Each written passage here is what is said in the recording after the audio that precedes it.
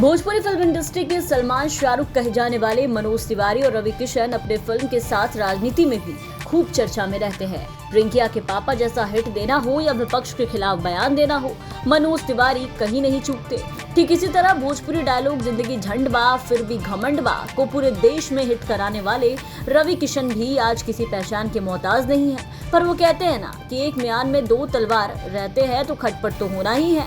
ठीक इसी तरह भोजपुरी फिल्म इंडस्ट्री के दो बड़े सुपरस्टार मनोज तिवारी और रवि किशन में कभी कभी खटपट की खबरें तेज हो जाती हैं।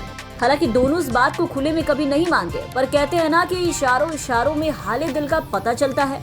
और इसी बात का सबूत मनोज तिवारी ने अपने हालिया इंटरव्यू में दिया। दरअसल भोजपुरी फिल्म इंडस्ट्री के सुपरस्टार मनोज तिवारी ने एक निजी चैनल को दिए गए इंटरव्यू में कई मुद्दों पर अपनी बात रखी, साथ ही रवि किशन पर भी खुलकर बात की। इतना ही नहीं, उन्होंने ये भी स्पष्ट किया कि अब उन दोनों के बीच कोई मनमुटाव नहीं। हालांकि मनोज तिवारी ने अपनी फिल्म में एक चुम्मा दे दो राजा का अश्लील नाम रखने का दोष रवि किशन पर डाल दिया और पूरा किस्सा सुनाते हुए बताया कि कैसे रवि किशन ने उन्हें फिल्म का ये नाम रखने पर मजबूर किया था।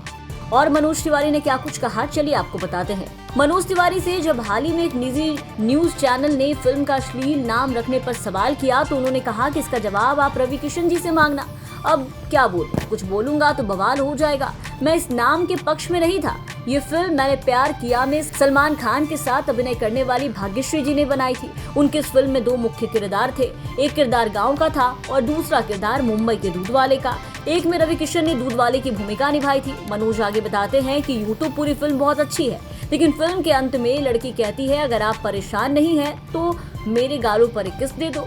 मनोज तिवारी ने कहा कि उसके बाद रवि किशन इस लाइन पर अटक गए और उन्होंने उस लड़की के सिर्फ इस वाक्य पर पूरी फिल्म का नाम रख दिया। मनोज बताते हैं कि उन्होंने कई बार मना किया और कहा कि ये नाम सही नहीं है, पर रवि नहीं माने। मनोज तिवारी ने उन्हें ये भी दुहाई लगाई कि ये नाम भाग्यश्री की छवि के अनुरूप नहीं है, क्योंकि उन्होंने अपने स्क्रीन पर साफ सुथरे किरदार निभाए, लेकिन रवि नहीं माने। उन्होंने कहा कि यही चलता है और आखिरकार मनोज तिवारी का अनुमान सही साबित हुआ और फिल्म फ्लॉप हो गई। बता दें कि हाल ही में रवि किशन ने भी दोनों एक्ट्रेस के बीच अनबन को लेकर बात कही। उन्होंने बताया मनोज तिवारी और वो एक ही समय के कलाकार रहे हैं, लिहाजा दोनों की अपनी अपनी फैन फॉलोइंग थी और इस वजह से उनके बीच अहंकार आ गया था और दोनों एक दूसरे को देखना भी गवारा नहीं करते थे। ये सिलसिला 1-2 साल नहीं बल्कि पूरे 13 सालों तक चला। दोनों एक दूसरे के सामने आने से भी कतराते थे। वहीं उन्होंने कुछ ही मौके पर मंच को शेयर किया, जैसे कपिल शर्मा शो। बता दें कि 2003 में दोनों ने भोजपुरी फिल्मों में डेब्यू किया और तभी से दोनों के बीच अहंकार की ये बचकानी लड़ाई चलती रही। रवि किशन के मुताबिक उस वक्त मनोज तिवारी को भड़काने वाले लोग काफी हुआ करते थे जो उन तक झूठी बातें पहुंचाते थे और यही वजह थी कि दोनों के बीच कभी नहीं बनी।